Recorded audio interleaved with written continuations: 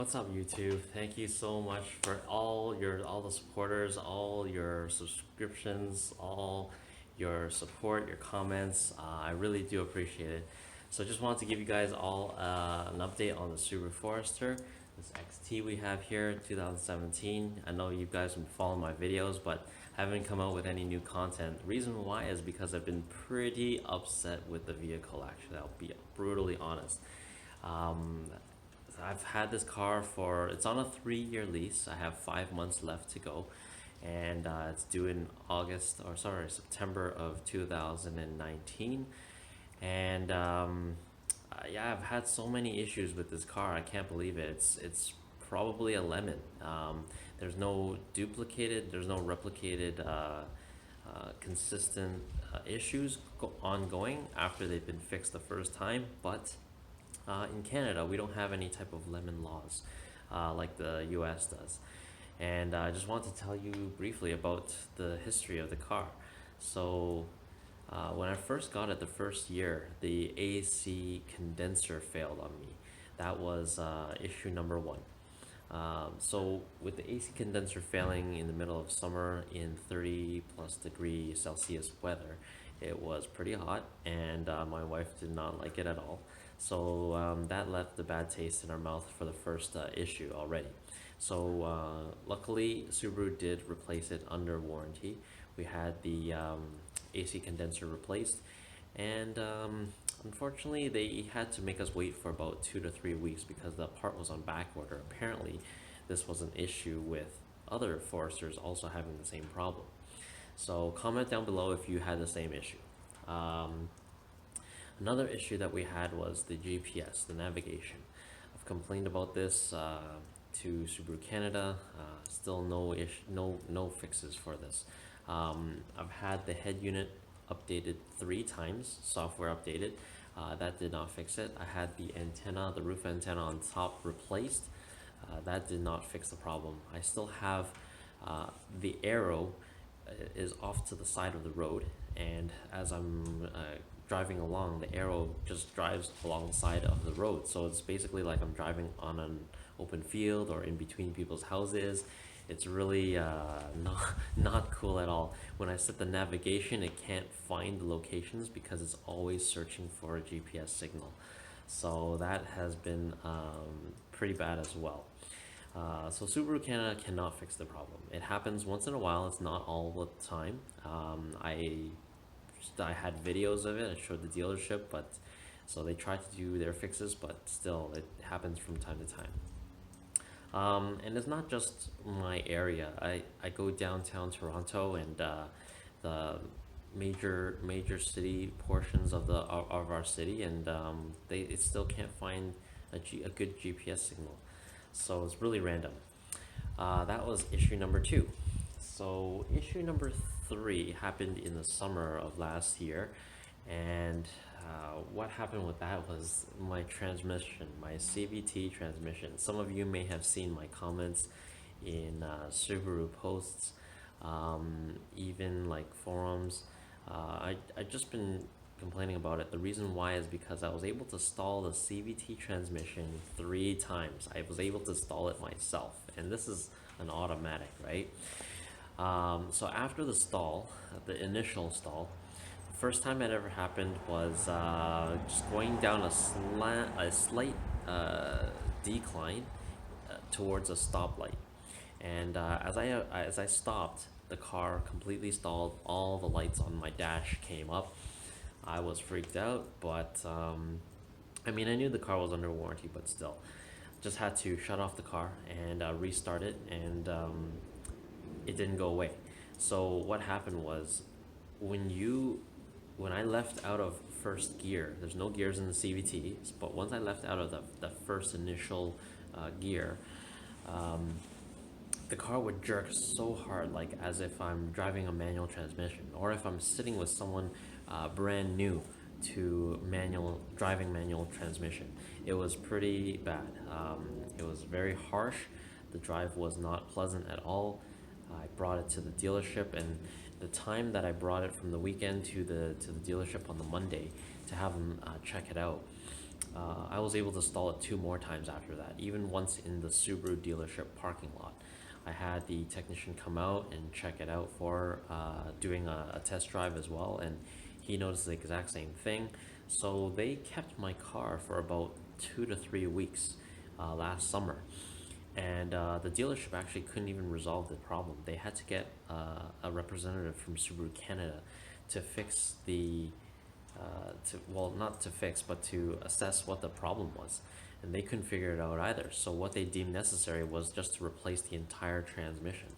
It was about 6,000 Canadian dollars to replace the entire transmission. They ripped it out and they gave me a new one. And even the service guy was saying how if I had paid out of pocket from my own pocket, it would have costed me around $8,000 to $9,000 Canadian just to get it replaced. So I'm not convinced on the CVT at all. I hope this does not happen to anyone else who has this car. Apparently, it may be only for the 2017 models. And soon after that, so again, everything was covered under warranty, but doesn't feel good, you know. And what happened was Subaru Canada later sent me a surface mail letter, and just basically said that they will cover my warranty for up to 10 years now. Now that's a little unheard of because the Canadian warranty on these cars are only 3 years. And those of you in the US, maybe you have a longer warranty, but in Canada, we only have 3 years of manufacturer bumper to bumper warranty. And now they're saying that the transmission is covered under 10 years from the date that I initially registered the vehicle. So that's a little unsettling as well, because in the letter it also states that they're not admitting to any issues, any faults.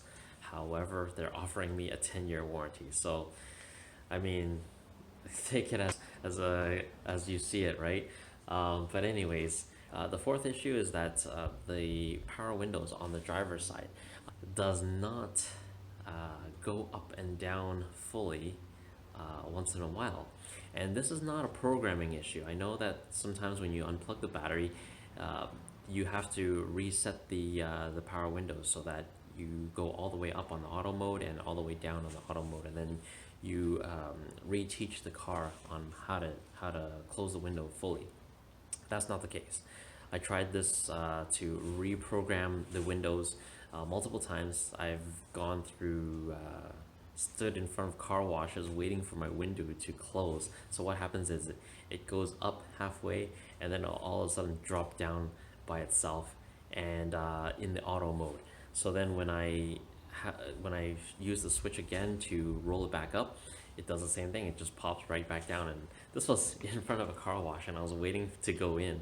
And luckily, the window did close, and once it closed, I did not touch the window switch at all. So that's also another problem. And then one more thing that I had, actually two more things that I had. The passenger seat sensor for the airbag did not function properly as well. So I brought it again to the dealership. They deemed that it was a fault with the sensor and it needed to be replaced. So what they did was they took the whole entire seat cushion, the bottom of the seat cushion down, and they took it off the car. They took it right out, replaced my whole seat bottom. So I have a brand new passenger leather seat bottom. They don't replace the back, just the bottom, because that's where the sensor was. So just so that there's no other further issues with maybe the heated seats or anything like that. So they just replaced the entire thing, which is great. I definitely appreciated that. The leather seat is also brand new, so now I don't have any butt creases. So that's also a good thing. I wish they did it for the driver's side as well, because that one has more wear. And then the last thing that I had an issue with was my power tailgate. The power tailgate itself was not the problem, although it is really slow from Subaru. I'm sure you all experienced that, those with Foresters as well. But the problem is the hinge part where the hydraulics are attached to the vehicle, that was getting loose and that was making some noise. So Subaru also replaced that under warranty as well. So honestly, I've had nothing but problems with this car. It hasn't costed me a dime. However, it's costed me time, a little bit of frustration, and my wife is just turned off with the brand. I love the brand. I still think Subaru is a great brand, but with the issues that I've had with this car, it's turned me off a little bit as well. So what I've done is I've talked to some dealerships to see if they're able to take the car away from me early. So I'll be getting something new. If you guys want to see that and wait for that video, I can show you guys if you're interested. I can show you what I'm getting next. And otherwise, it's not going to be a Subaru. It's not going to have a CVT, and it's still going to be an all-wheel drive SUV. But it's because my wife likes the ride height a little bit higher, and also just the overall size instead of a car. So we're still getting an SUV. It's just going to be something a little different, a little new, and I hope that you guys stay tuned and enjoy that as I make a video for that maybe later on as well. So in terms of parts for the car, I'm taking off the sway bar, I'm taking off the rear sway bar, I'm taking off the mid pipe for the exhaust, and that's the WRX mid pipe that I showed you guys in another video, and the sway bar as well. The front lip, I'm going to be taking that off as well. So anyone who is interested in the crystal white pearl front lip, you guys can also message me for that. I'll probably sell it to someone local, so I don't have to deal with shipping, or if you guys want to cover shipping, then that's fine as well. You guys know that I'm still doing the front lip sales as well, so I get a lot of people asking me about the Subaru Forester front lip. If you guys still are interested in that, then I can still get you a brand new one if crystal white is not your color. Otherwise, there's no damage on that, and yeah, I'm going to be taking off the winter wheels and putting the stock rims back on. I'm going to be taking off the window visors as well, taking off the dash cam. So I'm not going to do videos on those because it's just reverse of what I did for the installs. But thank you so much again from the bottom of my heart to you guys. Thank you for sticking around, and I'll see you guys in the next video. If you have any issue, any comments, any issues with your Forester, please let me know. I actually really want to know if anyone else is having these same problems as I am. So thank you for sticking around. Thank you for watching this far into my rant, and thank you so much for all your support. Take care, guys.